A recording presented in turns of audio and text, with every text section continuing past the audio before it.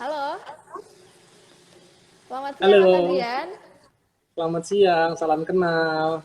Salam kenal Mas Adrian, mungkin bisa pakai headset Mas? Kenapa kurang jelas ya? Iya sepertinya karena nanti akan menggaung suaranya di teman-teman nanti ketika menonton. Oh, oh gitu ya. Bentar ya. Beres sih enggak sih? Coba ya. Oke.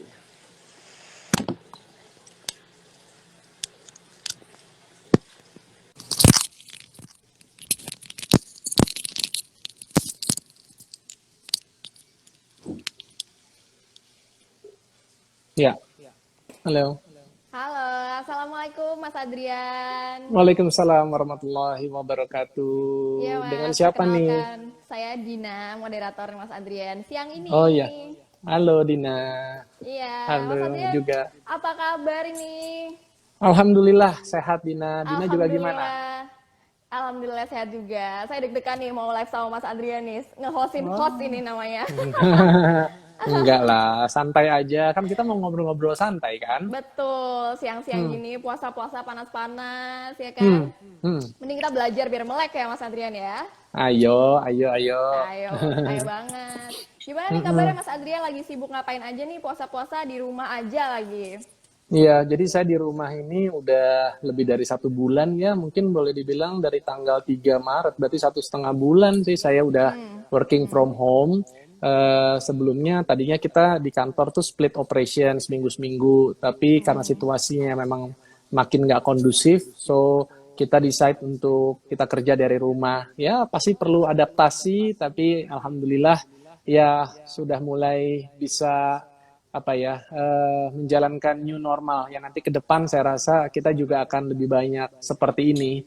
So bagi saya pribadi nggak apa-apa ya teman-teman semuanya pelaku bisnis UMKM apapun profesi kita mau artis ya kita jalanin aja situasi saat ini gitu ya dengan penuh kesabaran, penuh ikhlas, Betul. yakin bahwa dari dalam setiap ujian ya musibah sekalipun itu pasti ada hikmahnya ya minimal buat kita yang pelaku usaha kebetulan saya juga ada usaha UMKM gitu ya kita harus lebih kreatif gitu ya untuk menyikapi situasi apapun. Nah inilah yang kayaknya hari ini saya kepengen juga bisa sharing sama teman-teman yang bisa join di jam 2 ini sampai ke depan adalah mengenai bagaimana kita bisa bersahabat dengan resiko. Risiko, benar. Iya, karena biasanya kan begini, Din, orang tuh kalau dengar kata resiko takut, Ya, dengar benar. kata resiko alergi.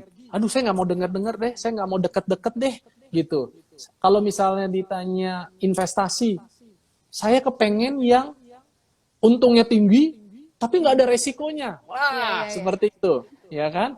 Atau bahkan banyak yang terjerumus dalam kedok investasi yang memberikan atau menjanjikan imbal hasilnya yang tinggi, ya, tapi resikonya itu tidak dikalkulasi oleh para investor atau calon investor, sehingga yang terjadi adalah akhirnya mengalami kerugian yang sebenarnya disebabkan oleh diri kita sendiri, karena kita tidak mampu mengenal resiko tersebut. Ya bagaimana kita bisa berdampingan dengan yang namanya resiko kalau kita belum kenalan dulu. Nah, mungkin ini yang nanti kita akan bahas lebih lanjut nih, Din. Ya, sepanjang Ya, kurang lebih benar-benar. sekitar 55 menit ke depan nih. Iya, ya. Ini saya juga nggak sabarin nanya-nanya lebih jauh lagi tentang investasi dan risiko sama Mas Adrian nih. Tapi mungkin Boleh, boleh. awal-awal saya penasaran nih Mas. Kan Nah, Mas Adrian ini kan artis, presenter seperti itu ya. iya, Dan mungkin boleh diceritain deh Mas cerita awalnya Mas Adrian ini tertarik dengan investasi gitu dan oke, karena sebagian dari teman-teman Santara kan taunya Mas Adrian ini artis dan presenter gitu. Mungkin boleh diceritain? oke. Boleh, boleh. Iya, baik, terima kasih. Eh Sebelumnya, salam kenal juga ya buat teman-teman semua, khususnya yang sudah menjadi follower setianya di akun Instagramnya Santara, maupun juga Pak Mardigu ya, teman-teman di Ya. Business Hack ya. Saya kenal teman-teman semua juga dari media sosial, so betapa powerfulnya ya media sosial bisa memperkenalkan kita, bisa mempererat kita, dan mudah-mudahan ini bisa terus berjalan ya Din ya sama teman-teman Santara lainnya. Amin, amin, Ya, amin. Jadi memang masa lalu saya ini sangat unik. Saya dulu kuliahnya di teknik mesin, ya. Waktu itu saya di Trisakti. Saya juga seorang aktivis Trisakti. Terus kemudian, tapi saya dapat kesempatan untuk ikut pemilihan Abang Jakarta yang akhirnya kemudian membuka kesempatan saya bekerja di dunia entertainment atau dunia hiburan. Dari mulai seorang model, pemain iklan, ya pemain sinetron, film, kemudian bertahun-tahun menjadi presenter, salah satunya terakhir ada di salah satu televisi swasta yang pada saat itu 2013 sedang naik daun. Tapi kemudian saya kemudian berhijrah ya menjadi seorang profesional kantoran dan menjadi seorang pengusaha, tentu juga ada terkaitnya dengan yang namanya risiko yang kepengen saya share. Jadi bahwa begini, apapun profesi kita, termasuk artis sekalipun yang mungkin sebelumnya banyak orang kepengen banget untuk bisa menjadi artis. Kenapa? Karena katanya kan terkenal. Kemudian uangnya banyak, dapat uangnya cepet. Kan image-nya seperti itu gitu ya. Bisa iya, bisa enggak juga. Karena saya kepengen kasih tahu bahwa ternyata di profesi yang menurut kebanyakan orang masyarakat Indonesia seperti itu, juga menyimpan resiko yang begitu besar. Yang pertama adalah apa? Pekerjaan kita itu adalah pekerjaan yang penghasilannya tidak tetap. Ya. Kalau kita lagi dibutuhkan, ya kita dipakai. Kalau kita enggak, ya bisa jadi berbulan-bulan kita nggak dapat penghasilan. Oh, tapi kan udah dikenal. Oh iya, dulu TV makin terbatas. Sekarang, mohon maaf, orang sudah tidak terlalu nonton televisi lagi. Orang udah beralihnya nontonnya di ya gadgetnya. Dia lihat YouTube, ya, dia lihat Netflix, seperti itu. Ya, jadi masa ini berubah sehingga kita ini juga harus tanggap terhadap perubahan itu. Jadi mungkin ada salah satu tips yang bisa masuk adalah kita tetap harus selalu beradaptasi dengan perubahan zaman kalau kita tidak mau tergerus. Jadi kalau saya dulu berkutat hanya karena nyaman jadi pemain sinetron, terus nggak mau melihat keadaan, melihat situasi, terus orang udah mulai beralih dari mulai tadinya banyak nonton sinetron, sekarang orang lebih senang untuk lebih banyak di media sosial, orang nggak nonton sinetron lagi, otomatis porsi dari pemasang iklan untuk mau taruh di slot itu semakin berkurang, sehingga menyebabkan demand dari produksi-produksi sinetron udah semakin menurun. Terus kalau kita udah sampai seperti saya 19 tahun hidupnya di situ, lalu kemudian tiba-tiba pekerjaannya dicabut begitu saja, lalu bagaimana? Kita punya kebutuhan hari-hari kan, Din, yang harus kita penuhin gitu, untuk makan, untuk beli pakaian, untuk rumah tangga, bantu orang tua, bantu pekerja kita dan sebagainya. Jadi artinya ada cost yang fix yang harus kita keluarkan, namun pekerjaan kita, penghasilan kita nggak fix. Nah ini kan artinya nggak match nih. Alhamdulillah mungkin saya memang sejak tahun 2007 akhir 2008 saya mulai tertarik tuh dengan belajar investasi. Jadi yang saya investasikan tuh bukan punya uang, terus kemudian saya beli rumah, saya beli tanah, saya beli saham, saya beli reksadana. Bukan seperti itu dulu. Tapi alhamdulillahnya adalah saya memang senang belajar, Din. Makanya saya senang ikut akunnya Santara, saya suka ikut akunnya Pak Mardigu, karena memang banyak hal-hal ilmu yang kita bisa dapatkan di situ. Jadi teman-teman juga nih sekaligus kalau mau artinya kita bisa menambah atau mengupgrade kemampuan diri kita, ya kita harus membiasakan diri untuk haus akan informasi, haus untuk belajar. Nggak ada kata terlambat, nggak ada kata bahwa oh kita udah cukup. Justru orang yang bodoh yang seperti itu kalau dia merasa bahwa ilmunya tuh sudah cukup, karena pengetahuan itu terus berkembang, ya riset itu terus berkembang. Jadi kita juga tetap harus mengikuti ya perkembangan itu tadi. Nah kembali lagi, akhirnya saya sadar bahwa pekerjaan saya ini uncertainty-nya itu begitu tinggi, sehingga saya harus punya ada sumber penghasilan lain yang bisa menopang saya kalau sewaktu-waktu sumber penghasilan saya yang tadinya yang utama adalah itu kan, bawain acara sebagai MC segala macam, tiba-tiba saya nggak bisa lakoni itu lagi. Sama seperti dokter, sama seperti pengacara. Kalau dia praktek, kalau dia pegang kasus, dia dibayar, dia dapat uang, dia bisa memanfaatkan untuk kebutuhan hari. Lalu bagaimana kalau dia nggak praktek? Lalu bagaimana kalau dia nggak pegang kasus? Gitu, ya kan?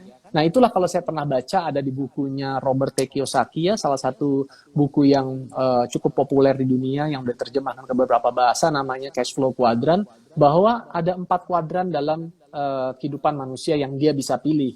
Yang pertama itu adalah kalau di pojok kiri atas adalah menjadi seorang employee atau seorang karyawan.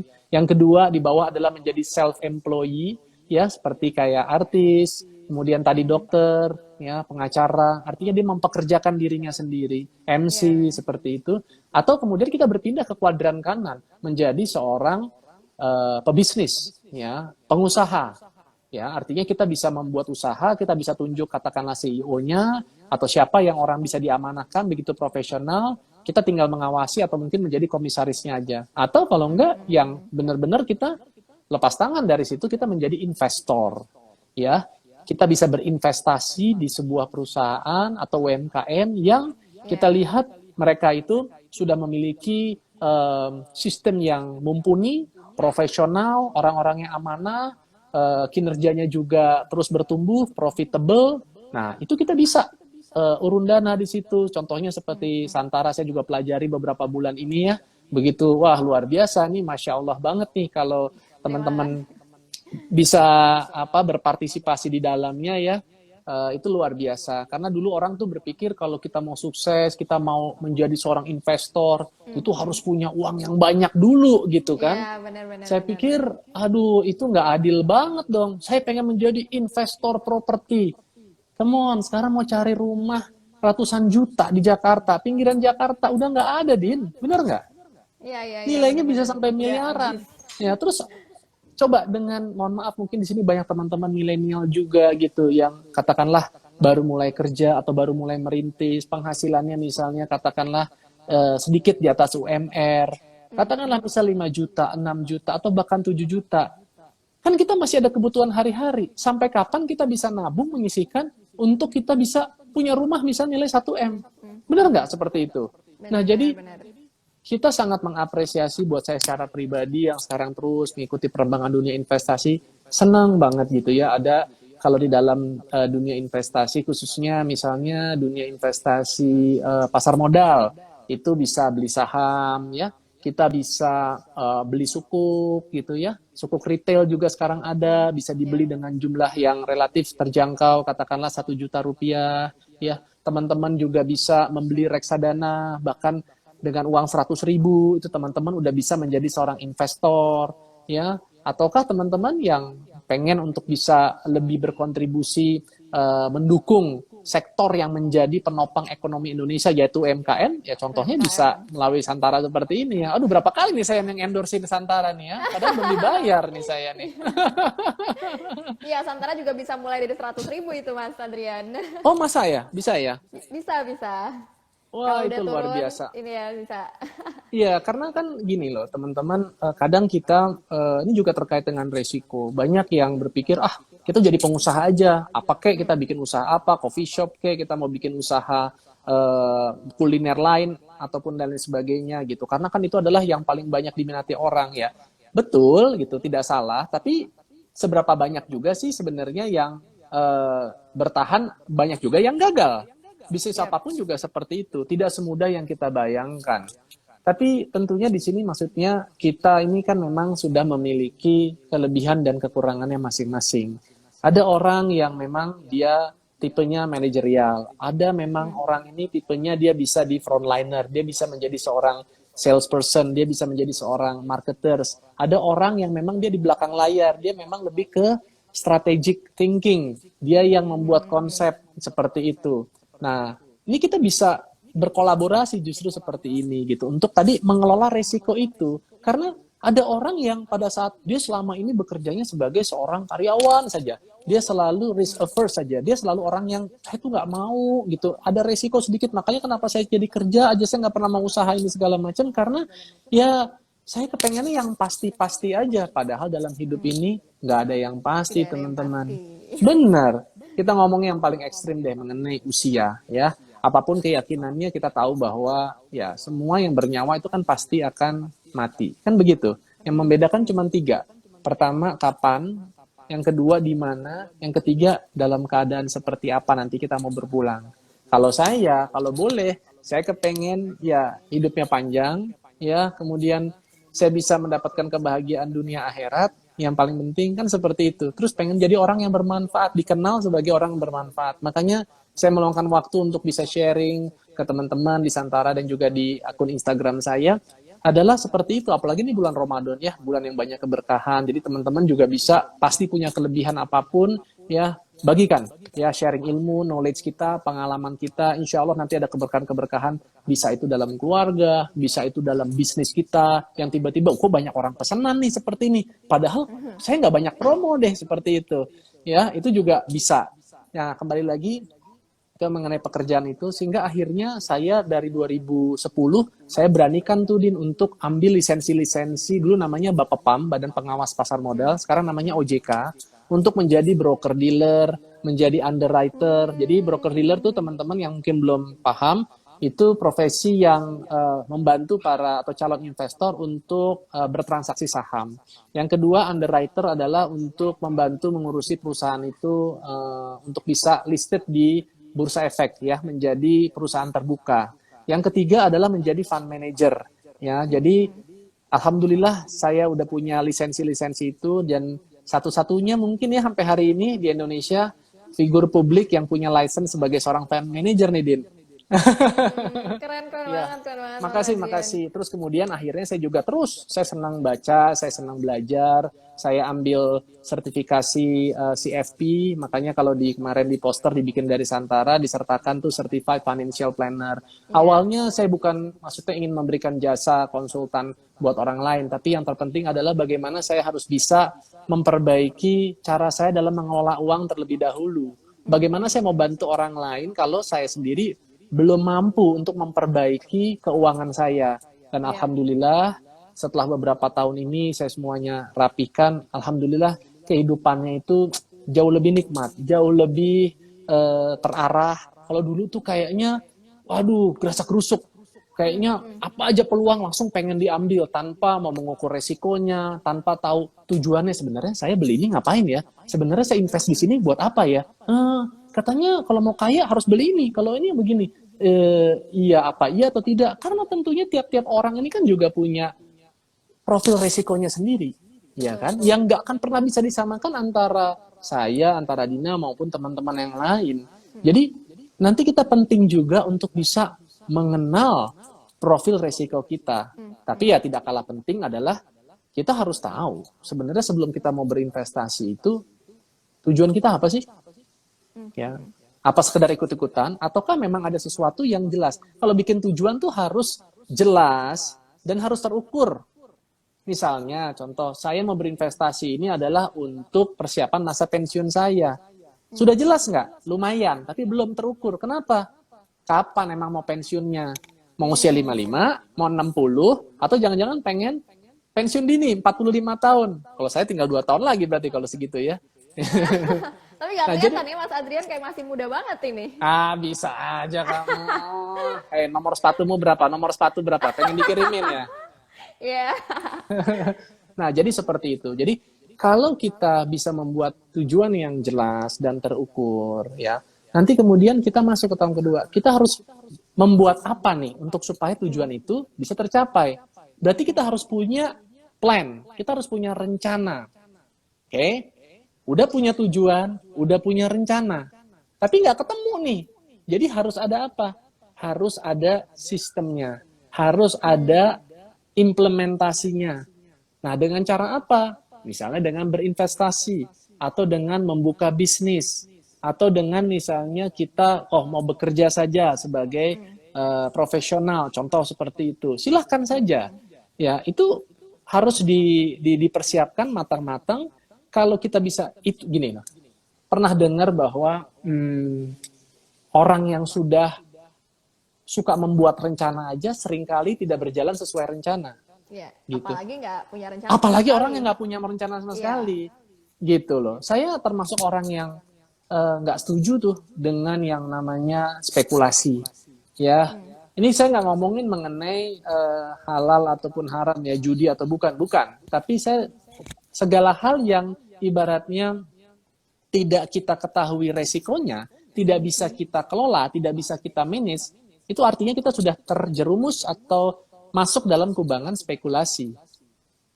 Ya, Kalau sampai ada orang bilang, Mas, tapi kan beli saham itu juga spekulasi. Ya, tergantung. Jangan sekarang kita ngomong saham. Ngomongin pertandingan sepak bola aja. Ya, sepak bola, olahraga yang diminati di seluruh dunia. Yang ditawarkannya itu adalah kesehatan, sportivitas, kekompakan. Ya. Tapi bisa kan diperlakukan sebagai ajang judi. Kamu pegang siapa? Kamu pegang ini atau pegang yang itu. Kalau kamu misalnya kalah, kamu bayar namanya 100.000. Itu aja kita udah menjadi judi. Ya, begitu juga dengan saham dan lain sebagainya. Itu semua juga bisa.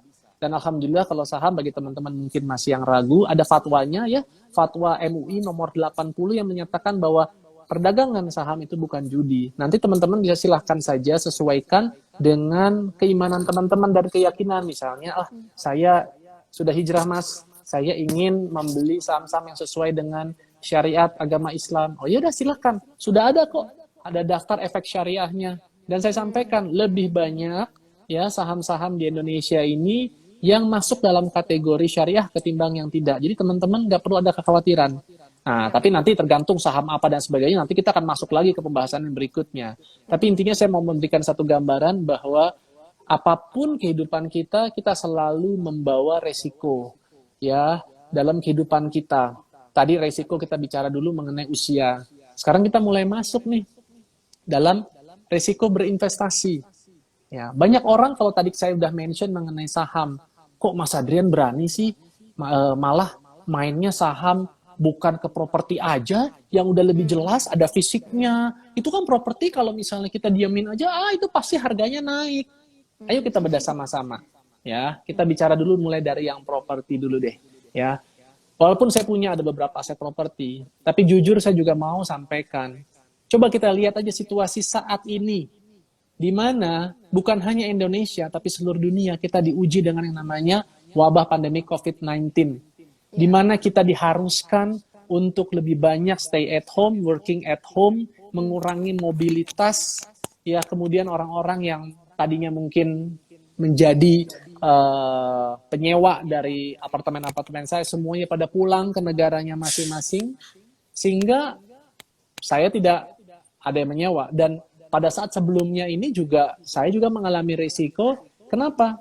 Karena pada saat kita sudah mulai lebih membatasi mungkin penggunaan tenaga-tenaga kerja asing, ya mungkin juga faktor efisiensi, sehingga ini juga membatasi kesempatan kita untuk mendapatkan tenant-tenant seperti yang saya bayangkan sebelumnya. Nah itu kan juga ada resiko apartemen kita nggak disewa, rumah kita nggak disewa, atau kita punya coworking space. Coba lihat seperti ini. Orang pikir, wah sekarang bisnisnya coworking space. Coworking space nggak ada yang buka sekarang. Orang nggak bisa berdekatan, nggak bisa kerja sama bareng. Seperti apa gitu kan.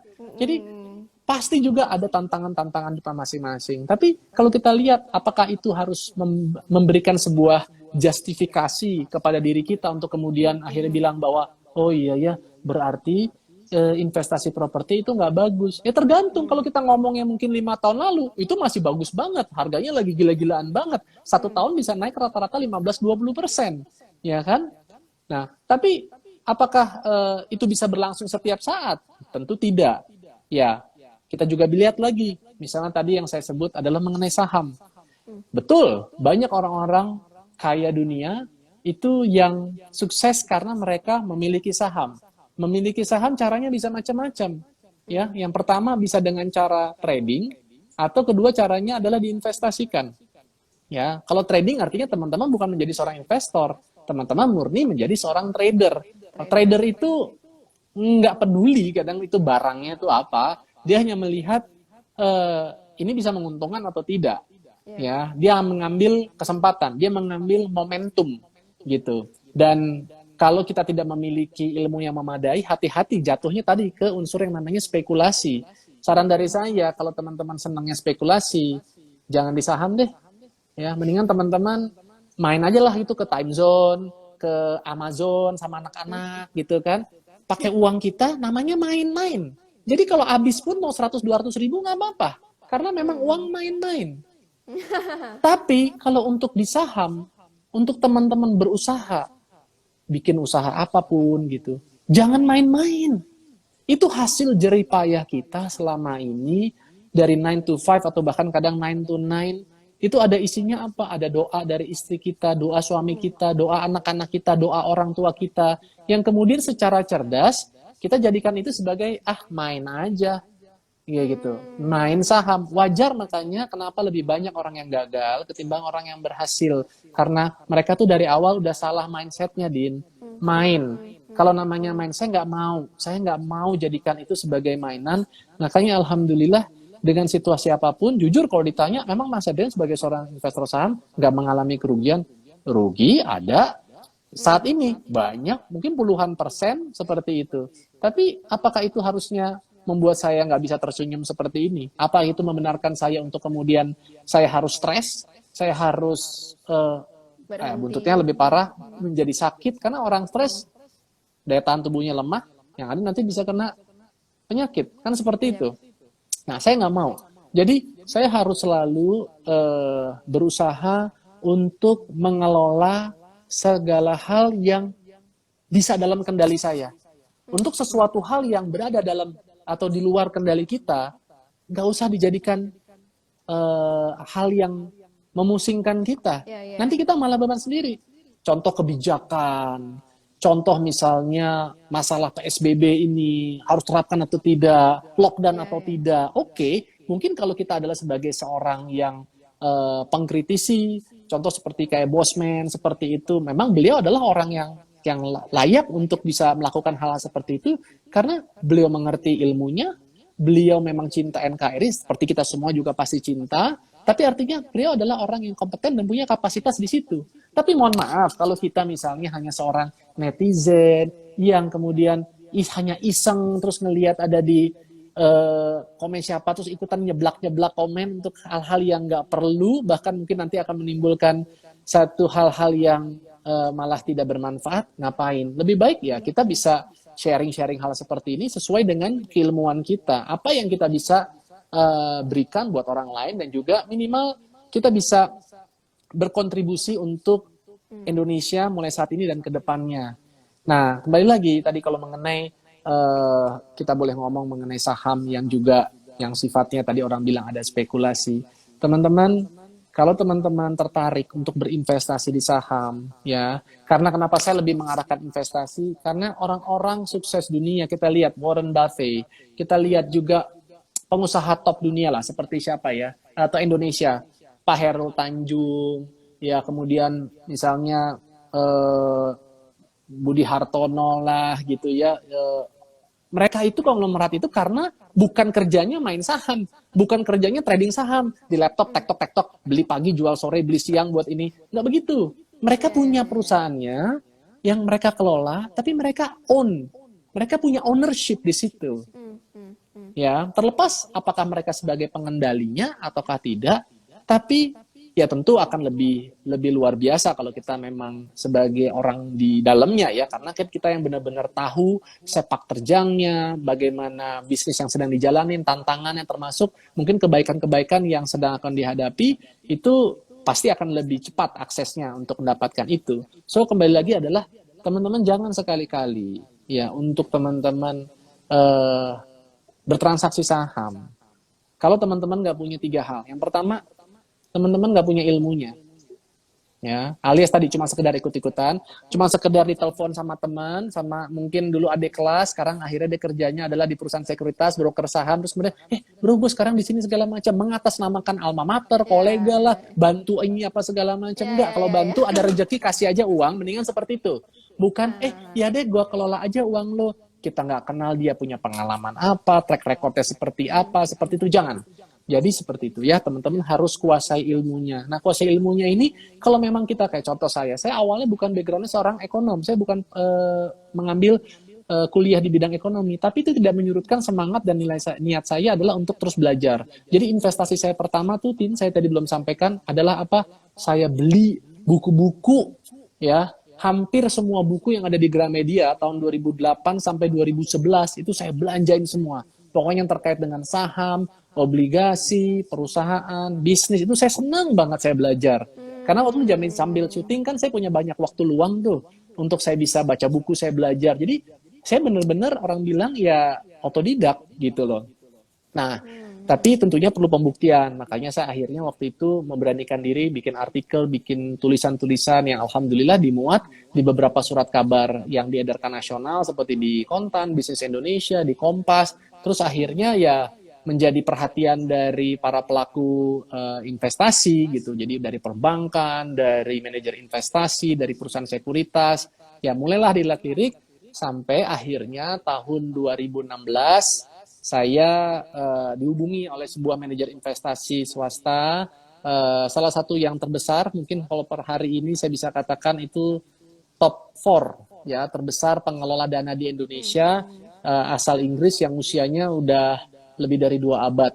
Nah, saya di sana berserta dengan kurang lebih 51 kolega yang lain, kami dipercaya untuk mengelola dana sebesar triliunan yang alhamdulillah ya sudah sekarang ini nggak berasa saya 4 tahun ini menjadi seorang profesional. Jadi udah bukan lagi sebagai seorang presenter, ya presenter tapi mungkin untuk membicarakan hal-hal yang terkait dengan ekonomi, terkait dengan sektor-sektor yang insya Allah ya sehari-hari sedang kita amati ya, dan juga peluang-peluang investasi yang terbaik pada masa-masanya. Nah ini juga yang mungkin nanti ke depan apakah melalui Santara, melalui akun Instagram saya, atau mungkin saya lagi berpikir mencoba untuk menjadi YouTuber juga, untuk bisa banyak sharing-sharing terkait dengan hal-hal seperti itu nih, Din. Wah, saya dukung banget sih Mas Adrian. Saya akan selalu nonton sih nanti. Oh iya, thank Iya, you, thank you, thank kayaknya you. kayaknya banyak yang akan nonton sih Mas Adrian. Kayaknya bikin deh. Iya, mudah-mudahan, mudah-mudahan. Jadi kembali lagi seperti itu, akhirnya berarti Juni ini saya genap 4 tahun menjadi seorang profesional di sana. Ya, saya tidak tahu apakah memang ini adalah akhir dari perjalanan hidup saya menjadi seorang profesional di sana. Tapi pokoknya dimanapun saya berada, saya selalu berusaha untuk memberikan hal-hal yang terbaik. Saya selalu push to the limit. Saya pada saat dulu menjadi seorang artis, saya menjadi artis yang saya rasa cukup profesional. Saya tidak mau terlambat, ya saya tidak mau mengecewakan bukan hanya sutradara dan teman-teman main, melainkan juga adalah kru-kru yang ada. Mereka yang mungkin penghasilannya tidak seberapa, tapi mereka sudah datang bisa 2 jam, 3 jam sebelum kita. Mereka dari subuh udah standby. Tentunya Iya, mereka juga berharap pekerjaan itu bisa berjalan secara lancar, lebih cepat, tentu akan lebih baik buat semuanya. Jadi saya memang selalu memikirkan hal-hal yang sifatnya lebih lebih kebersamaan gitu loh. Jadi saya suka banget gitu kenapa sekarang ada keberpihakan kepada UMKM, dan mungkin kalau Dina atau teman-teman di Santara, saya waktu kemarin hari Jumat, karena itu juga hari Jumat berkah, saya memberikan kesempatan untuk para pelaku UMKM untuk saya promosikan secara gratis produknya di akun Instagram saya. Tidak ada biaya sama sekali. Jadi teman-teman syaratnya silakan aja untuk bikin postingan Instagram story yang bagus, yang keren, yang profesional ya gitu. Insya Allah nanti saya akan repost, saya akan berikan tanda tunjuk untuk langsung ke informasi mana yang bisa langsung ditujukan kepada akun bisnisnya teman-teman, apakah itu ke namanya ataukah ke nomor telepon ya. Di saatnya memang di sini kita harus kerjasama, gotong royong, berbagi. Allah udah berikan saya kecukupan gitu loh dalam hal ini sekarang.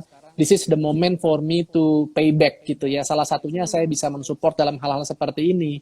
Saya juga seorang pelaku juga, saya juga punya coffee shop di Cipete nih, Din. Jadi termasuk juga yang terkendala. Jadi saya juga menghadapi resiko yang sama dengan teman-teman. Mungkin teman-teman ada yang wah saya harus merumahkan karyawan. Saya juga mengalami hal yang serupa, teman-teman. Ya, saya baru berjalannya usaha 1 tahun karena memang saya penikmat kopi.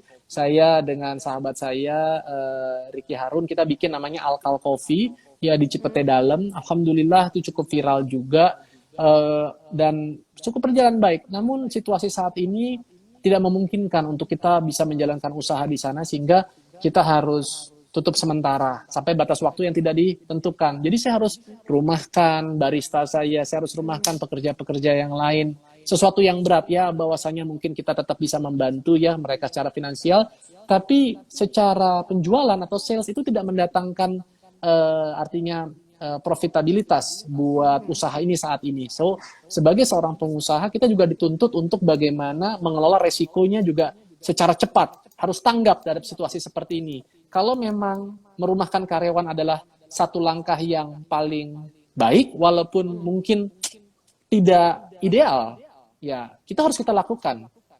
Ya, kita kesampingkan misalnya unsur kemanusiaan. Oke, kita mungkin tetap bisa bantu kehidupan dia. Katakanlah dia tadinya gaji UMR, tapi mungkin kita bisa support 30%-nya ya tanpa dia bekerja untuk sampai dia bisa kita lewatin masa-masa ini sama. Toh kita memang nggak usaha juga kok, tapi ini atas nama kedekatan emosional kita mungkin pelakukan itu. Dan kalau teman-teman mungkin para pelaku usaha punya pengalaman yang sama, tapi ngerasa masa dia nggak ngapa-ngapain, kita harus kasih 30% gajinya ataupun katakan lebih dari itu, wah nggak ini dong. Gimana kalau kita balik? Kita jadikan aja, jangankan ini sebagai mereka ibaratnya sebagai karyawan kita, tapi kita jadikan mereka ini adalah sebagai sarana sedekah kita, ya infak kita. Itu kan boleh ke siapa aja, namanya sedekah.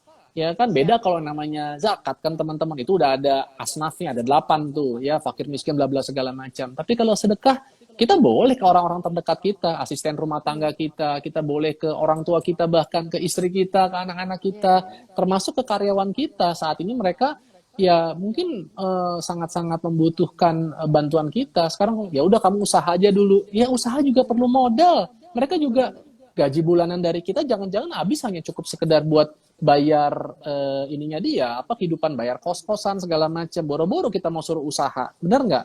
Mau buat hidup dari minggu ke minggu aja bingung, atau bahkan hari ke hari. Kalau kita mungkin Dina dan beberapa teman di sini kita masih beruntung, nanti sahur mau buka apa ya? Besok kita mau mau sahur makan apa? Nanti buka puasa mau apa? Masih bisa memilih jenis makanan. Banyak yang besok kita bisa makan nggak ya?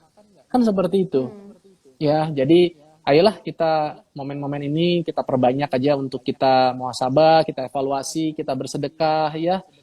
Sedekah macam-macam kok teman-teman, ya nggak melulu mengenai uang. Teman-teman bisa berbagi ilmu, berbagi pengalaman, pokoknya segala hal yang teman-teman miliki kita bagi ya. Insya Allah itu banyak keberkahan juga kok buat kehidupan kita ya. Mungkin Dina ada yang pengen ditanyain lagi apa nih? Ya, saya sih mau nanya soal ini nih Mas Adrian. Kan tadi Mas Adrian sempat bilang kira-kira Mas, untuk misalnya seseorang bisa memulai investasi, kan mungkin di sini ada banyak teman santri yang masih awam ya tentang investasi gitu.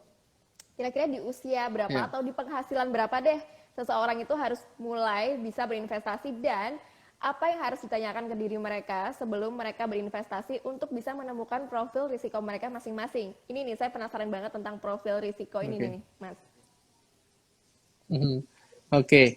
Dari tadi kita ngomong resiko, tapi kita belum menjabarkan sebenarnya resiko. Apa sih itu resiko? Jadi resiko itu teman-teman, itu adalah sebuah kenyataan yang tidak sesuai dengan apa yang kita harapkan. Tapi ternyata itu kejadian. Nah, itulah resiko. Ya. Contoh misalnya, saya berangkat dari rumah ke kantor, namun ternyata saya nggak bisa nyampe tempat pada waktunya. Akibatnya apa? Akhirnya saya terlambat karena misalnya macet.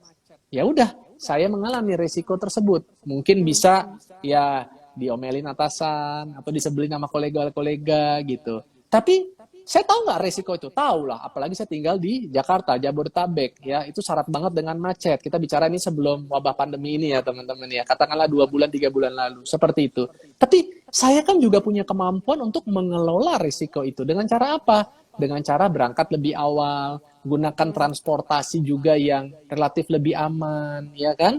Itu kan cara kita mengelola resiko. Jadi makanya sedikit saya akan lompat untuk mengingatkan lagi dulu kepada judulnya, bagaimana kita bersahabat dengan resiko. Bagi saya pribadi, resiko itu bukan untuk dihindari, ya, melainkan adalah untuk kita jalani. Saya nggak suka dengan kata-kata dihadapi, sama seperti ini, virus COVID-19, hadapi, ya, lawan, seperti itu. Mohon maaf ya, ini kan ini persepsi aja ya, tergantung bagaimana teman-teman memang menerimanya. Gini loh, virus itu makhluk Allah juga, karena nggak ada satu kejadian di muka bumi ini yang terjadi tanpa izin dari Allah. Ya, jadi saya lebih senang bagaimana kita bisa bersahabat dengan resiko itu. Bakteri, virus, itu ada di mana-mana kok. Bahkan dalam tubuh kita ada yang namanya bakteri. Tapi artinya apa kita harus kemana-mana pakai baju APD, terus kemana-mana kita wah disinfektan, atau lebih gila itu kata Donald Trump gitu, oh semua orang suruh minum disinfektan aja gitu. Kan nggak begitu gitu loh. Tapi bagaimana kita tahu, oh virus, bakteri ada di sekitar kita. Yang penting kita jaga kebersihan, cuci tangan, ya kan, gunakan sabun, ya, pakaian yang bersih, ya, terus menjaga jarak, contoh seperti itu. Kalau di daerah yang misalnya kita rasa memang tidak nyaman, kita harus pakai masker. Dan yang terpenting adalah apa? Tingkatkan imunitas diri kita. Karena tubuh manusia diciptakan Allah Subhanahu wa taala begitu agungnya, begitu luar biasanya, dia punya kemampuan kok untuk bisa menjaga daya tahan tubuhnya sendiri, bahkan tanpa ditemukannya antivirus sekalipun. Nah, jadi kita berfokus aja kepada hal-hal yang contoh seperti, makanya kenapa saya juga suka sharing tentang kesehatan, gaya hidup sehat, karena saya kepengen empower orang, mengingatkan aja bahwa tubuh kita nggak selemah itu loh teman-teman. Nah, kembali lagi pada pertanyaan kamu mengenai resiko itu juga ya. Kalau kita menjadikan ini sebagai sahabat, kita bisa berdampingan dengan yang namanya resiko itu. Contoh misalnya seperti kita mau pergi ke misalnya Surabaya dari Jakarta. Moda transportasinya bisa naik motor, bisa naik mobil, bisa naik bus antar kota, antar provinsi. Tapi kebanyakan orang pakainya pesawat. Selain lebih cepat, moda transportasi yang relatif paling aman itu adalah memang pesawat. Begitu. Sehingga itulah cara kita untuk juga mengelola resiko itu. Walaupun ya, walau-walam kita nggak pernah tahu juga ya, namanya takdir di tangan Allah. Ada juga punya pengalaman. Tapi kan kita tahu bahwa, oh kita udah kelola dengan cara seperti itu, itulah langkah-langkah yang terbaik buat kita. Jangan, aduh saya nggak bisa nih, aduh saya takut naik pesawat. Udah mendingan saya nggak perlu pulang kampung deh, seumur hidup saya udah kerjanya di sini, saya nggak pulang aja deh. Kan nggak begitu juga, seperti itu ya. Ya, jadi itu bagaimana saya selalu pengen, kenapa saya suka pemilihan kata yang, jadi kalau teman-teman terbiasa untuk memilih, menggunakan kata-kata yang baik, ya insya Allah hal-hal baik juga yang teman-teman tuh akan dilihat. Walaupun kita nggak terlalu peduli gitu, apa persepsi orang kepada kita, yang kita perlukan itu kan adalah rahmat atau kasih sayangnya Tuhan. Tapi di sini maksud saya adalah bagaimana kita bisa selalu menerima segala macam tantangan-tantangan yang ada di sekitar kita dengan penuh sukacita. Ya, bukan dengan rasa takut, apalagi dengan rasa panik. Nah, untuk bisa bersahabat, tentu kita harus kenal dulu resiko itu. Ya, nah untuk bisa mengenal resiko itu, resiko misalnya investasi, kenali dulu juga resiko diri sendiri. Bagaimana kamu bisa cinta sama seseorang kalau kamu nggak cinta sama diri kamu sendiri? Kan begitu. Bagaimana, jangan usah dulu deh benamin uang kamu ke dalam investasi apapun, mau ke usaha, bisnis, mau ke saham, mau ke investasi lainnya. Kalau kamu nggak tahu sebenarnya tadi tujuan saya apa, terus kemudian profil resiko saya sebenarnya apa sih? Apakah saya cenderung orangnya agresif? Apakah saya cenderung orangnya konservatif? Ataukah saya yang menengah? Nah, itu teman-teman harus bisa mengukurnya. Contoh sederhana seperti ini, gini. Misalnya kalau teman-teman punya uang 10 juta, terus teman-teman merasa ya namanya investasi itu pasti berisiko, ya. Cuman tinggal kadarnya aja. Ya. Kalau teman-teman dari uang 10 juta merasa saya nggak akan bisa menerima kalau 10% aja dari yang saya miliki itu hilang, alias 1 juta.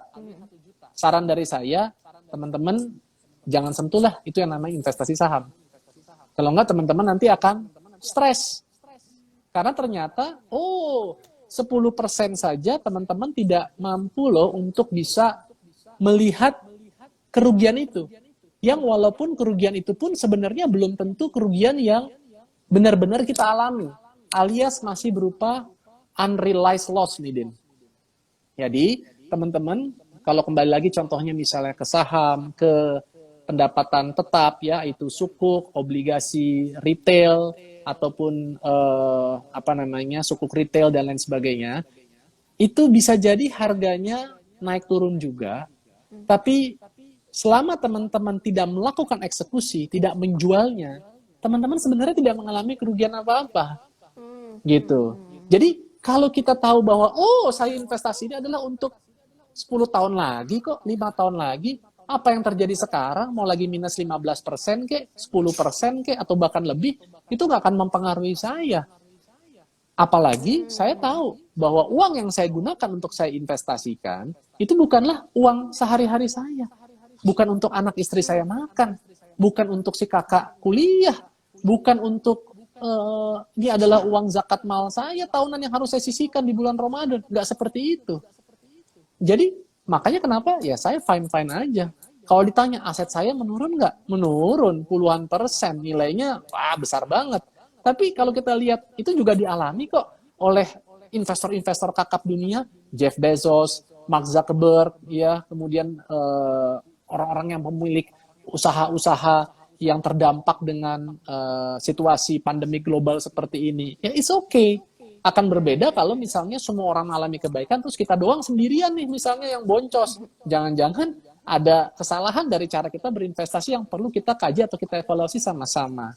Ya, jadi tadi kita harus tahu dulu. Nah, caranya sekarang bagaimana mengenali resiko? Tadi pertama, teman-teman bisa coba ukur aja. Kalau misalnya saya kehilangan segitu, oh berarti udah jelas kamu adalah kategori orang yang sangat-sangat konservatif.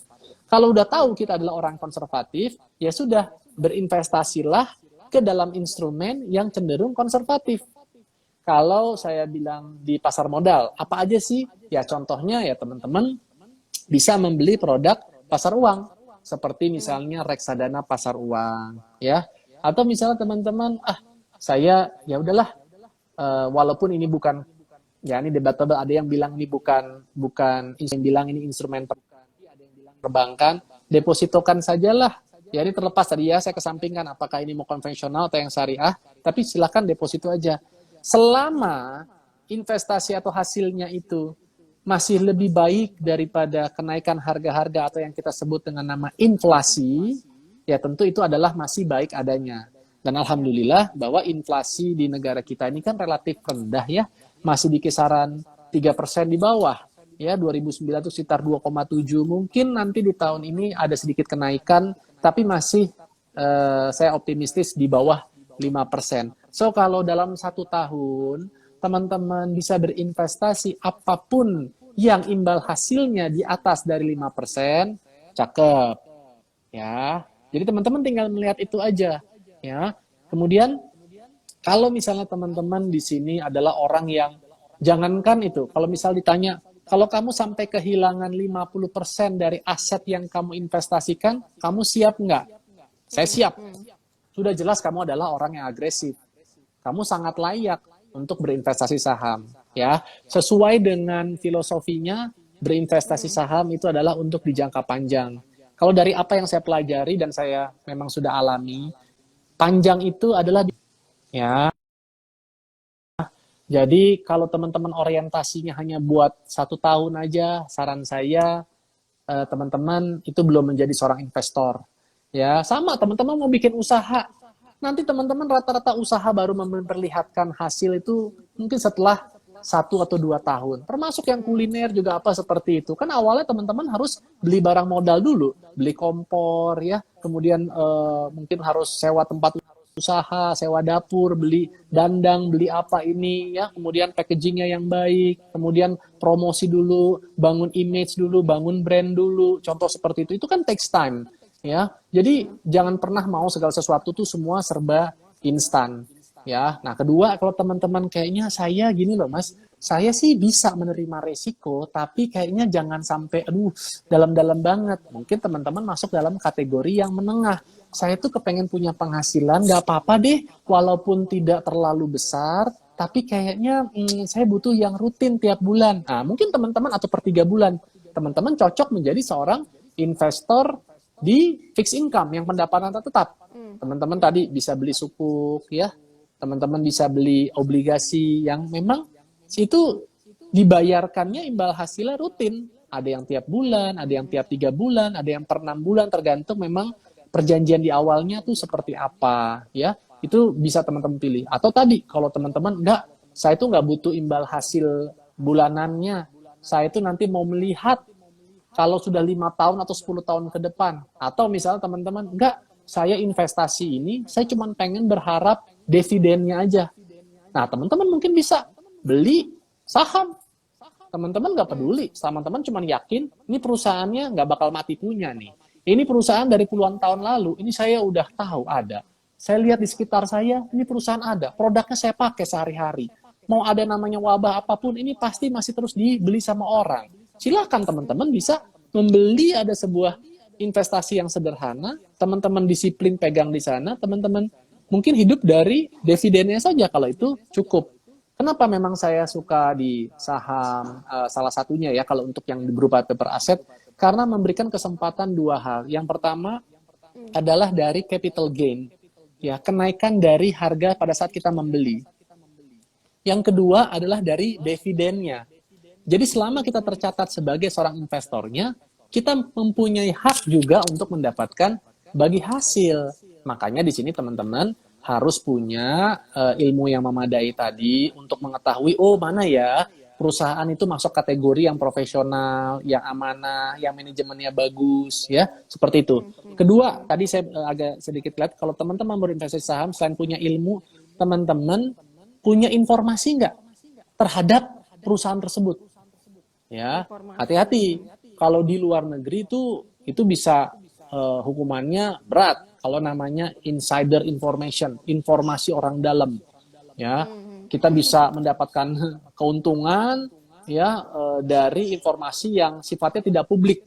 Contoh misalnya, wah kan paman kita dia direktur di perusahaan TBK ini nih, kan dia pasti tahu nih perusahaannya juga bagus nih, kita tanya aja, dan kemudian sebelum diinformasikan ke publik dia kasih tahu ke kita, ini kita baru dapat proyek ini, pengadaan ini sekian, sehingga ini kita akan mendapatkan keuntungan sekian ratus miliar tahun ini, dan kalau dilihat dari harga sahamnya perusahaan ini harusnya masih naik sekitar 25% lagi di akhir tahun. Apa yang dilakukan? Wah, beli dong, kan seperti itu.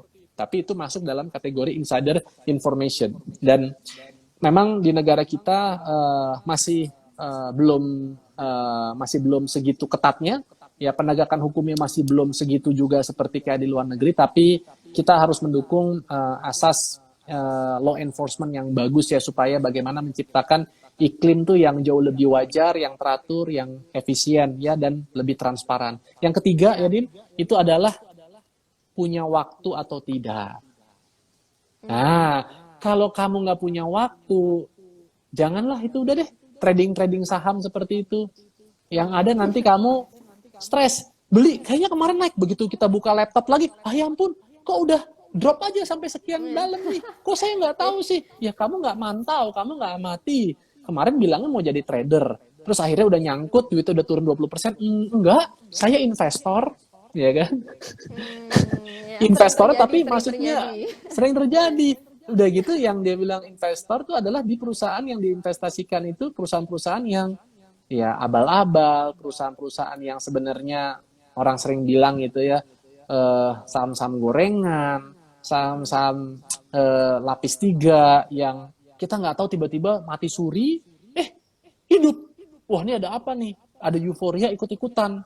Padahal itu ternyata ya ulah dari oknum-oknum tertentu aja yang kemudian hanya sekedar ingin menjerumuskan beberapa orang kebetulan lagi tertarik. Nah, mungkin sialnya salah satunya adalah mungkin kita, ya janganlah seperti itu, kira-kira demikian ya. Nah, cara mengenalinya tadi kurang lebih demikian ya, kamu harus tahu dulu kemungkinan terburuk apa yang kamu bisa terima ya dari setiap apa yang kamu investasikan. Kalau kamu bisa mengelola itu, insya Allah kamu udah mengenal tuh profil resiko kita seperti apa ya. Jadi jangan pernah berinvestasi sebelum kita kenal dulu profil resiko kita. Kalaupun kita udah tahu profil risiko kita seperti apa, jangan lupa berikutnya adalah apa?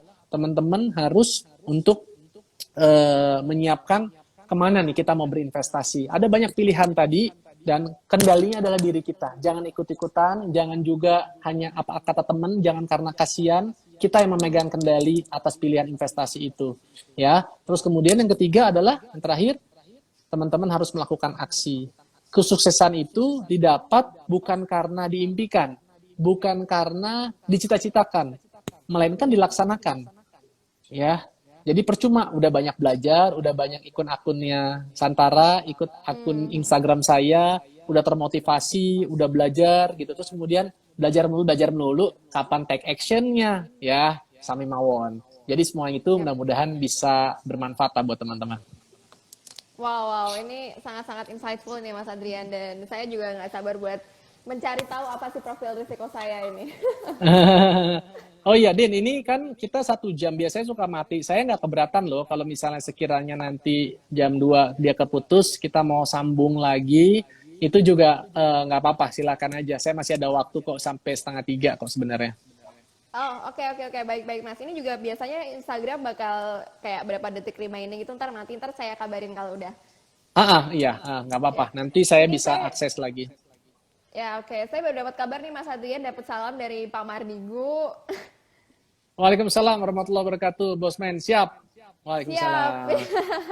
Waalaikumsalam. Nanti saya sampaikan salam lagi ke Bosman. Ya, Oke, siap, siap, siap. Mas Adrian, mau tanya lagi nih Ya, Mas. Kalau ya, terkait kondisi saat ini, terkait ya. kondisi pandemi, Mm-mm. bagaimana sih caranya investor bisa tanggap dengan perubahan dan situasi dan juga tetap bersahabat dengan risikonya dan juga apakah ini Oke. saatnya buy atau saatnya buy? Ya, Bye-bye bye gitu ya. bye. Bye atau Oke. bye? Bye atau bye-bye. Oke, baik. Teman-teman, saya mungkin sedikit agak teknis bicara juga dulu ya, bahwa apa yang kita alami itu bukan cuma di Indonesia, melainkan dunia. Ya, bahwa ekonomi dunia itu akan mengalami perlambatan, itu udah pasti. Ya, negara maju, ya seperti kayak Amerika, itu pasti terdampak. Negara Eropa itu pasti terdampak. Jepang terdampak, masuk negara berkembang, ya China juga termasuk seperti itu.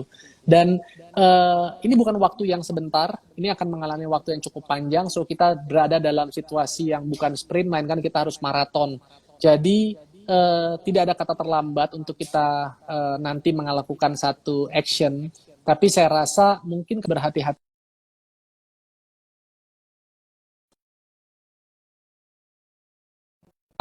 Teman-teman harus mengetahui terlebih dahulu kira-kira sektor-sektor apa sih yang mendapatkan benefit justru dengan adanya wabah COVID-19 ini. Ya, yang jelas kita sederhana tahu ya sektor yang terkait dengan kesehatan ya, healthcare, kemudian kedua consumer staples itu juga akan diuntungkan.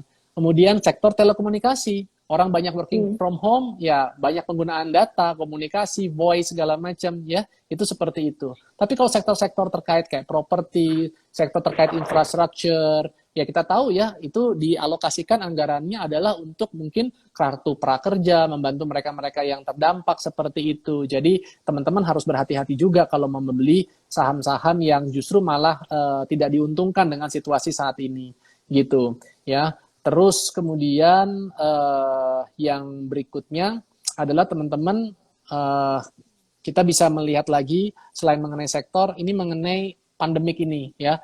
Pandemik ini di Indonesia ini baru terjadi mungkin kurang lebih sekitar 1 bulan lebih sedikit ya. Kita ini belum apa-apa. Diawali epicenternya itu di China, kemudian sekarang sedang berada di Amerika.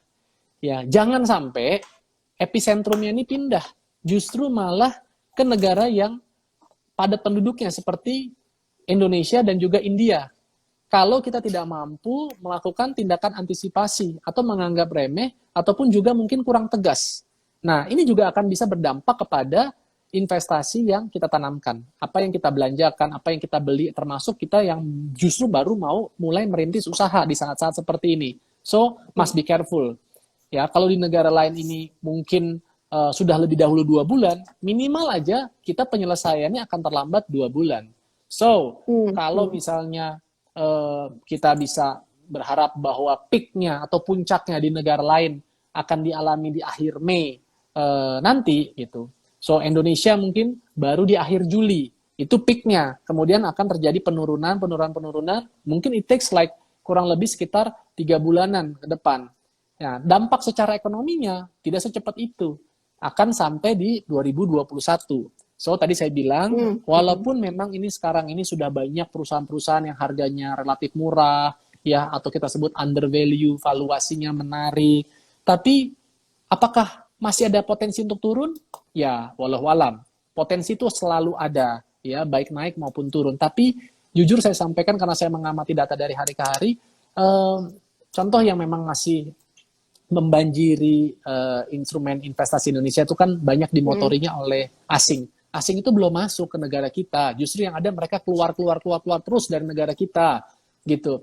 baik di obligasi yang pendapatan tetap ya, surat utang seperti itu, maupun juga di saham. Ya, jadi ini tinggal kita kuat-kuatan aja. Kita kuat untuk bersabar gitu, atau kita ya mau mulai membeli gitu. Nah, mungkin kalau yang memang udah terbiasa, aduh saya kayaknya daripada saya nanti malah saya pakai nggak jelas, mendingan saya belanjain aja deh mas. Boleh, tapi cara belinya itu jangan sekaligus kalian cemplungkan, beli secara bertahap.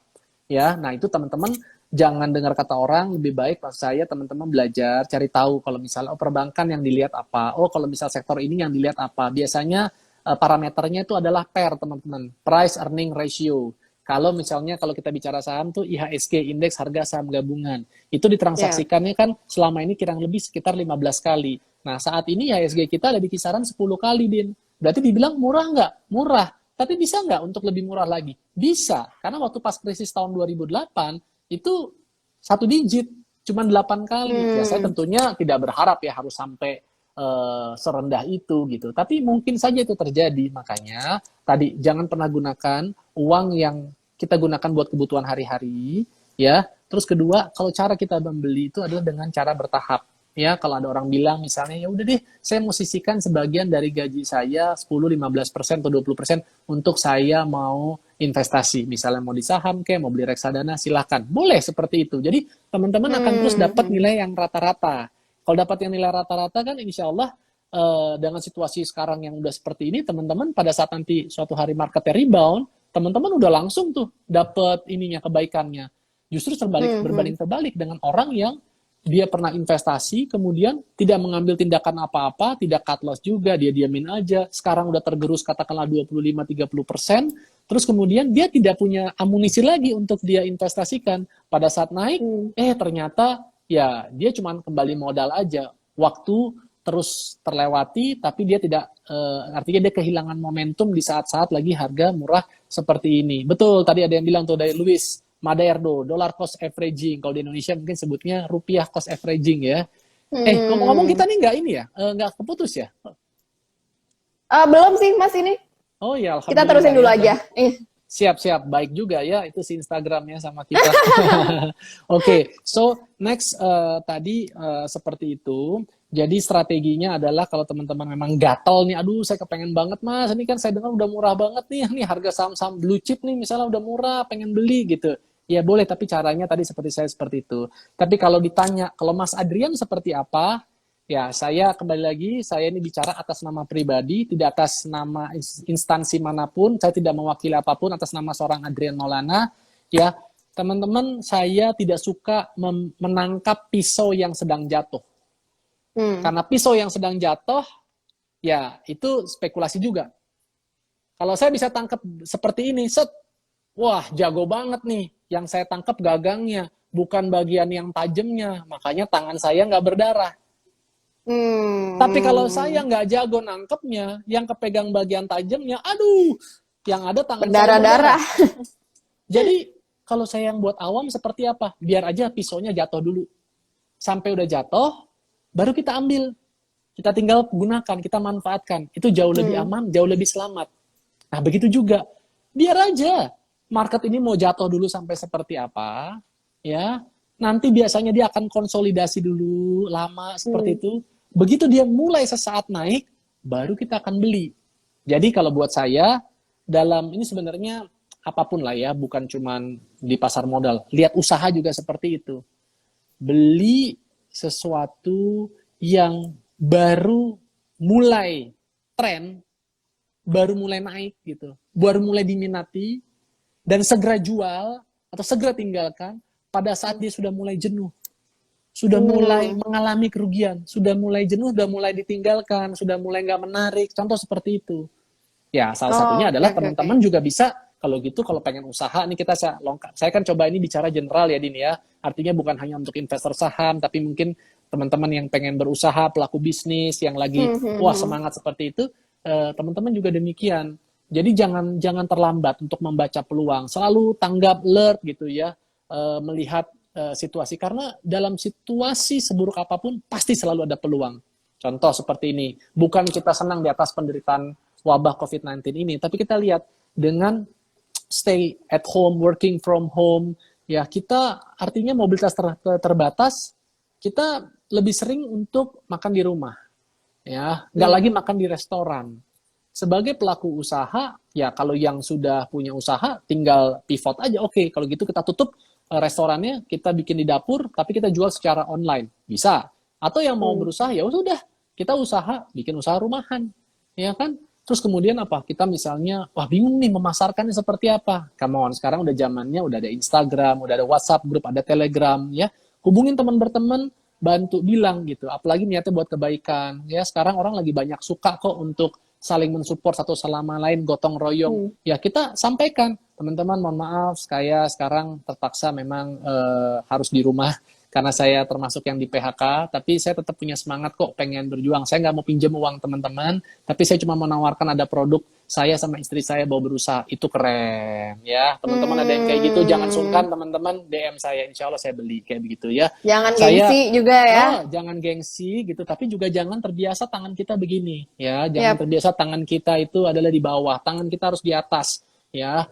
Jadi beda orang yang suka ngemis-ngemis sama minta, sama orang yang suka berusaha. Saya kepengen teman-teman itu berusaha. Makanya saya lebih senang seperti ini. Kita memberikan pancingnya, bukan memberikan kailnya. Oke, karena kalau uang doang teman-teman, kapanpun itu ya berapapun akan bisa habis. Ya, 1 juta di tangan, 5 juta di tangan, gampang banget hari begini buat ngabisin. Tapi kalau teman-teman tadi punya motivasinya, teman-teman mendapatkan inspirasinya, udah dapat ilmu-ilmunya sedikit, walaupun nggak banyak dari saya, tapi teman-teman bisa dapat yang lain, ya teman-teman bisa aplikasikan, itu jauh lebih bermanfaat, ya. Jadi justru situasi yang ada saat ini harus membuat kita untuk jauh lebih kreatif, kita harus lebih inovatif gitu, dan jangan pesimis gitu melihat ini. Kenapa? Tadi saya udah bilang, semuanya ngalamin kok, bukan cuma kita, bukan kamu, bukan saya. Ya, seluruh negara di dunia, termasuk negara Paman Sam yang dipimpin oleh Donald Trump sekalipun gitu, dia juga ngalamin hal serupa.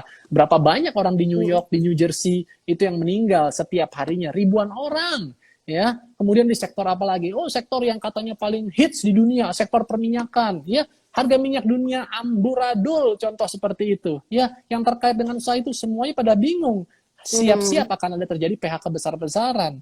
Ya, tapi di satu sisi siap-siap akan ada ya pelaku-pelaku UMKM yang baru yang akan lebih menyemarakan. Karena penopang ekonomi Indonesia ini sebenarnya adalah UMKM. Saya setuju banget itu apa yang kata disampaikan oleh para oleh Bosman gitu. Dari 100% ya 93%-nya itu sebenarnya adalah UMKM. UMKM. Hanya 7% itu adalah mereka-mereka yang berada di dalam industri yang ya mungkin masih dikatakan masih bisa diuntungkan atau masih bertahan dalam situasi yang seperti ini gitu. Contoh mungkin dalam pekerjaan saya kita terdampak, tapi ya alhamdulillah mungkin tidak sampai mengalami yang namanya PHK seperti itu. Karena mungkin kita perusahaannya juga efisien ya, hanya 50-an orang gitu ya seperti itu. Jadi relatif kita bisa survive seperti itu. Tapi kan banyak yang tidak. Nah, jadi sebenarnya kita yang harus berfokus kepada apa yang menjadi motor atau penggerak penopang ekonomi kita itu. Jadi saya sangat, maka tadi saya bilang kembali lagi, support banget bagaimana kita harus punya kemandirian di Indonesia ini untuk nggak tergantung dari investasi-investasi dari luar terus. So, kalau seperti saat ini, asing keluar dari pasar modal Indonesia, asing keluar dari surat utang negara Indonesia, ya udah biarin aja dia pulang lagi ke negaranya. Oke, dia udah untung, oke silakan. Tapi kitanya harus bisa gitu loh untuk menopang itu kalau kita udah punya ilmunya, kita punya kepercayaan kepada pemerintah. Nah, disinilah pentingnya juga kita mengharapkan bahwa pemerintah mampu untuk bisa mengkomunikasikan hal-hal tersebut itu kepada seluruh masyarakat. Masyarakat ini butuh informasi itu yang clear, yang jelas, ya. Mereka tuh butuh untuk tidak ditakut-takuti, mereka butuh difasilitasi, mereka butuh untuk dibimbing. Nah, ini kita perlukan hal seperti ini. Ya, tentunya ada upaya, tapi kita memang masih belum cukup ya. Artinya kita masih harus terus, ibaratnya sekarang apa ya? Ini kita harus kejar-kejaran ini gitu. Kalau nggak kita akan termakan nih dengan situasi, karena tadi saya bilang ini situasi yang nggak sebentar, ini akan lama gitu. Kalau kita diam-diam lama dan tidak aja, pasti gitu. lama dan tidak pasti. Jadi siapa yang kuat yang bertahan ya dialah pemenangnya. Seperti itu. Ya, jadi bukan berapa dalam tadi aset kita ini segala macam ya, kamu bisa bertahan. Makanya tadi saya bilang harus selalu punya emergency fund. Jadi punya teman-teman besok punya uang 10 juta, 100 juta, walaupun tahu katanya, ini besok nih ya, lusa nih, ini kayaknya nih bakal mau naik nih, saham perusahaan ini segala macam. Jangan pernah cemplungkan uang itu sepenuhnya. Ya, teman-teman harus melakukan ada yang namanya, kita mulai masuk nih, diversifikasi, penyebaran. Ya, kalau ya yang paling common itu, ya si Warren Buffett bilang gitu kan, don't put your eggs in one basket. Jadi kalau tiba-tiba keranjangnya kesenggol jatuh, ya telurnya nggak pecah semua. Maklum saya juga pecinta telur ya, tapi saya putih telurnya aja ya, Din. Saya nggak makan kuning telur gitu, apalagi kuningnya. Ya mungkin kalau teman-teman pengen makan, kuningnya, apalagi kulitnya ya. Mungkin kuningnya boleh buat Dina, kulitnya buat yang lain. Siapa yang suka boleh ambil di rumah saya. Oke.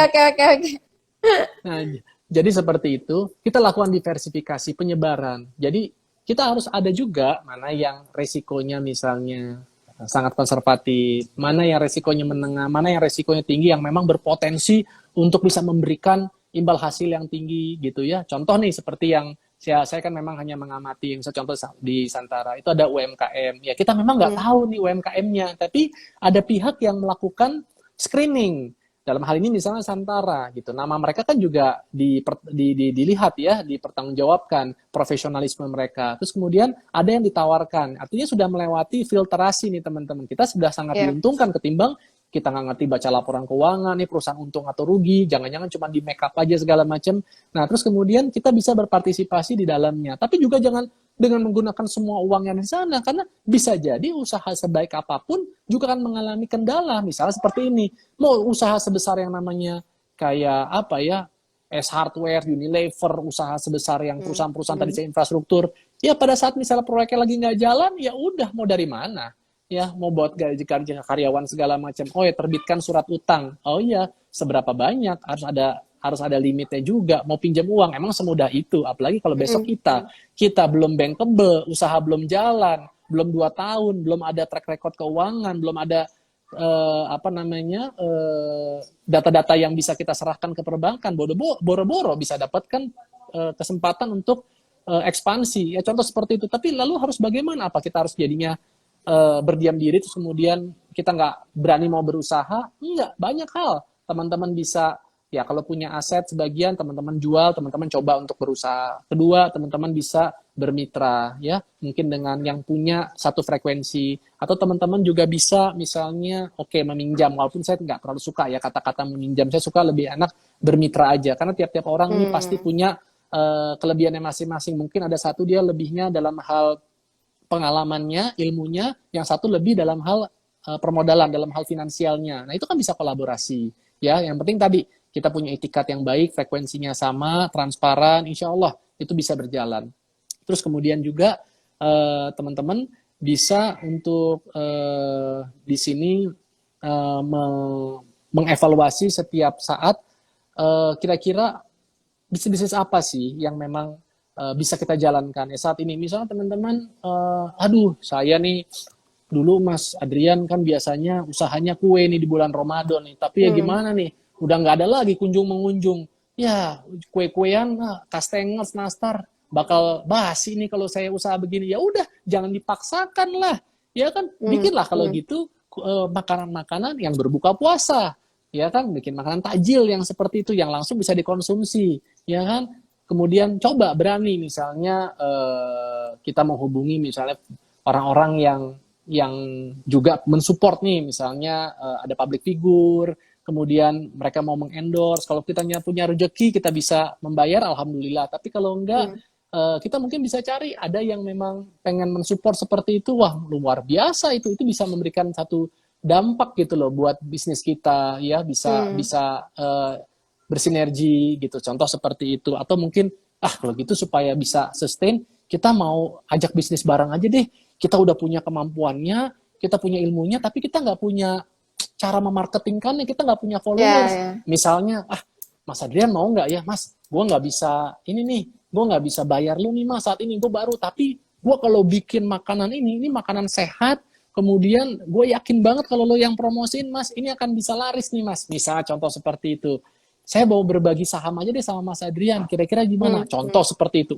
Kenapa tidak? Itu kan bisa satu peluang. Jadi jangan segala sesuatu itu harus duit melulu gitu loh. Harus pertama tuh keberanian dulu, keberanian ya untuk memulai usaha, tapi yang pasti harus niatnya harus baik ya, bukan berani untuk kemudian mau menipu orang, menjerumuskan orang, culas sama orang, jangan seperti itu. Pun teman-teman bisa dapat cara harta, ingat itu pasti semua akan dipertanggungjawabkan baik di sini maupun nanti di dunia yang lain. Jadi jangan seperti itu. Semuanya harus bersih dulu. Hati ini harus bersih. Kalau kita hati bersih, insya Allah apapun cobaan yang kita hadapin, kita akan bisa jalaninya itu dengan perasaan tenang, nggak panik, sabar, dan juga ikhlas, teman-teman. Jadi ini juga momen saat yang luar biasa, karena kenapa kita dapatnya juga di bulan Ramadan, supaya kita diingatkan bahwa momen ini adalah momen kita evaluasi, muhasabah, kita harus evaluasi lagi hal-hal apa yang udah baik kita bisa terus jalankan, hal-hal mungkin yang buruk, yang selama ini kadang kita gegabah, kadang kita misalnya suka selonong boy, kadang kita abai, kadang kita nggak pedulian sama tetangga, sama temen kita nggak mau gotong royong, kita selalu egosentris, keakuannya lebih tinggi, gitu kan. Apa yang ada itu adalah kita pikir adalah kita yang milikin, gitu. Padahal segala sesuatunya itu nggak ada yang abadi, bisa aja direnggut secara tiba-tiba. Profesi kita bisa direnggut, bisnis kita tiba-tiba bisa hilang, aset investasi yang udah kita kumpulkan bertahun-tahun ternyata. Ini terus terang saya bilang, saya ngumpulin 5 tahun saham, hanya dalam tempo 1 bulan, itu udah hilang semua nilai investasi yang saya kumpulkan selama 5 tahun, Din. 5 tahun hilang hanya dalam tempo 1 bulan ya? aja. Coba kayak seperti itu. Kalau saya misalnya tadi nggak punya kemampuan untuk bagaimana bisa menghadapi resiko, ataupun saya tadi katakan menjalani ini atau menerima resiko itu sebagai sesuatu hal yang normal, mungkin saya udah stres kali. Gila, apa begini segala macam gitu kan. Tapi untungnya ya saya nggak mengalami seperti itu. Jadi teman-teman, ketimbang kita terlalu memikirkan investasi apa ini segala macam, coba investasi ke diri kita sendiri dulu ya, lengkapi dulu diri kita momen ini untuk lebih menenangkan diri. Kalau yang belum punya usaha, untuk kita banyak belajar ya, banyak manfaatin waktu-waktu working from home atau stay at home ini untuk kita bisa ikut kajian online, ikut ilmu-ilmu sharing session seperti ini. Teman-teman bisa ikutin YouTube channelnya orang-orang yang bisa memberikan inspirasi buat kita, baik dalam usaha, investasi, bisnis, motivasi, dan lain sebagainya, seperti itu. Ingat, karena ini waktunya akan cukup lama. Kalau nggak salah, pemerintah juga sudah mengeluarkan larangan untuk pulang kampung. Pulang kampung atau mudik ya? Nggak tahu lah. Pokoknya mau pulang kampung, mau mudik, terserah deh. Mau pakai istilah apa, ya ada yang bilang sama, ada yang bilang beda. Wallahu alam. Pokoknya katanya penting kita jangan mungkin keluar dari tempat di mana sekarang kita lagi berada, sampai batas waktunya, kalau nggak salah sampai tanggal 22 Mei ya, kalau nggak salah himbauannya seperti itu, bisa jadi diperpanjang, so it's gonna be long ya teman-teman. Jadi teman-teman yang penting harus jaga sehat. Percuma kita ngomong investasi gini apa segala macam, ngomongin resiko gini, kalau diri kita sendiri ya malah dolim, malah mendekatkan diri kita kepada ya resiko itu sendiri, gitu. Banyak di rumah, terus kemudian konsumsi hal-hal yang nggak baik, hal yang nggak positif, begitu buka puasa gitu kan, terus ngulangin waktunya untuk ya tadi, kita kepengen sehat, ya apa yang sehat harus kita makan, kita pengen terlihat baik, apa yang baik yang harus kita masukkan dalam tubuh kita, supaya ya sehat baiknya tadi ya luar dalam. Alhamdulillah ya, nggak kelihatan 49-nya ya, Din. Nggak kelihatan, Mas Adrian masih kayak 20 tahun. Alhamdulillah, kece lah kamu, memang bener lah. Memang saya nggak kelihatan 49 karena memang belum 49. Oke, Mas Adrian.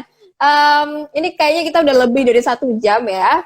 Jadi mungkin langsung aja kita ke closing statement. Mungkin Mas Adrian punya nasihat-nasihat buat teman-teman Santara, buat teman-teman yang lagi pada nonton di saat-saat pandemi ini, dan tentang seputar investasi atau apapun. Mungkin Mas Adrian punya suggest, silakan Mas. Oke, teman-teman, karena ini topiknya, temanya adalah mengenai resiko, jangan takut ya dalam menjalani resiko ya. Teman-teman bersahabat dengan resiko. Ya, resiko justru yang terbesar dalam hidup kita itu adalah kalau kita tidak mau berani mengambil resiko. Ya. Teman-teman harus berani itu, apalagi kalau teman-teman sudah punya semangat atau jiwa entrepreneur, punya semangat menjadi seorang investor, take the risk. Tapi tentunya harus dengan ilmu, supaya teman-teman bisa mengkalkulasi, bisa memanage segala resiko yang akan kita hadapi di depan, akan kita jalani di depan. Ya, kenapa banyak orang yang gagal? Karena dia tadi spekulasi. dia tidak melakukan sebuah kalkulasi, dia tidak kenal juga dengan profil resikonya, dia juga nggak tahu tujuan dia melakukan itu adalah untuk apa, dan parahnya dia juga nggak tahu kemana dia harus tempatkan, sehingga setiap ada tawaran apapun, udah deh, gue coba aja ke sini. Besok ada koperasi Pandawa lagi, dia mencemplungkan. Besok ada CV ini, ada PT ini, besok ada tawaran-tawaran ini segala macam yang menjanjikan imbal hasil bombastis, sudah mengesampingkan akal sehat kita, ya, dan kemudian akhirnya kita menjadi salah satu korban penipuan berikutnya. Jangan seperti itu, ya. Dan mungkin juga saya mau ambil sedikit ini, ada ingat satu quotes ya. Jadi kita jangan pernah untuk mengukur kedalaman sebuah lautan dengan kedua kaki kita. Kalau tiba-tiba dalam banget, ya udah kita tenggelam. Jadi ya cukup dengan satu kaki. Jadi kalau ternyata kalau ternyata dalam, kita masih bisa untuk berdiri lagi. Contoh seperti itu. Jadi kita nggak konyol gitu loh. Nah, ini bisa dikaitkan dengan itu tuh Din tadi. Jangan pernah taruh investasi kita itu hanya ke dalam satu tempat. Lakukan diversifikasi dan jangan gunakan hak-hak untuk tubuh kita, hak-hak untuk istri dan anak kita yang juga perlu untuk diberikan nafkah, diberikan konsumsi hari demi harinya. Gunakan dana yang memang tidak kita gunakan, dana yang idle, kira-kira seperti itu. Ya, semoga sedikit banyak bisa bermanfaat buat Dina dan juga buat teman-teman Santara maupun juga teman-teman yang sudah bergabung di IG live saya. Insya Allah nanti lain kesempatan kita akan sambung lagi karena udah waktunya asar nih, saya harus sholat juga dulu, Din. Iya, betul ya, saya juga, Mas. Oke, Mas Adrian, terima kasih banyak atas waktu dan sharingnya. Ini sangat-sangat insightful dan teman-teman Santara juga pada senang. Ini juga teman-teman saya juga pada nontonin. Thank you banget Mas Adrian. Aku nggak sabar banget buat bisa collab lagi sama Mas Adrian bersama Santara. Nanti kita kontak-kontakan lagi ya Mas ya di belakang. Oke guys semuanya, thank you for watching, thank you for listening, dan stay at home ya, stay healthy. Insya Allah kita sama-sama bareng-bareng lewati masa-masa ini ya. Amin. Ya, sukses selalu Mas Adrian, sehat selalu. Ya, baik. Oke, bye. Assalamualaikum. Waalaikumsalam warahmatullahi wabarakatuh. Oke teman-teman Santara semuanya, terima kasih banyak yang udah pada nonton live bersama Mas Adrian Maulana yang ini cukup lama dan ini sangat-sangat insightful banget. Jadi buat teman-teman yang tadi belum sempat nonton atau yang baru bergabung, tenang aja, live ini akan di-save dan akan di-upload ulang ke YouTube juga. Dan tentu juga akan dibuat ringkasan sharing-sharingnya. Terima kasih banyak teman-teman yang udah berpartisipasi. Terus pantengin Instagramnya Santara dan notification-nya biar dapat info-info terbaru tentang sharing session kayak gini dan juga info penerbit-penerbit terbaru. Terima kasih semuanya yang sudah mau belajar bareng. Thank you dan selamat siang. Nandina Gisni pamit undur diri. Selamat berpuasa. Assalamualaikum warahmatullahi wabarakatuh.